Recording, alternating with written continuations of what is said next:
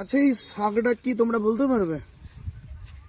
এটা আমাকে বলা হলো ব্রাহ্মী শাক, খেলে নাকি বুদ্ধি বাড়ে। যাই হোক, বুদ্ধি ইন দ্য সেন্স কীভাবে জীবনে চলতে হয় না হয়, বা নাকি স্মৃতিশক্তি বাড়ে, পাগলারা নাকি খায়। জানি না, আমি তো পাগলা হইনি, খাইনি। যে তুলতে বলেছে তাকে খাওয়াবো। মেন কথা হচ্ছে তোমাদের এটাই বলার কি, তোমরা তো পাগলা হওনি, নিশ্চয়ই পাগল হওনি।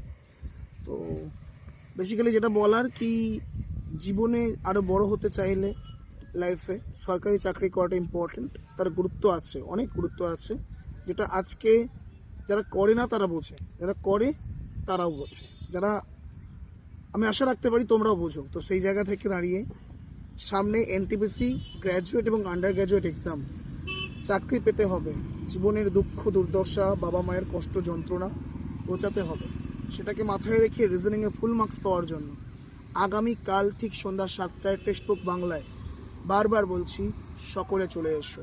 বারবার বলছি, যদি ফুল মার্কস পেতে চাও সকলে চলে এসো। আশা করি সেশনটা করার পর ব্রাহ্মী শাক খেতে হবে না। যেভাবে তোমার ব্রেনে আমি ঢোকাবো ঠিক সেইভাবে রেখো, এক্সাম হলে উগরে দিও। All the very best. দেখা হচ্ছে আগামীকাল সন্ধ্যা 7টায়।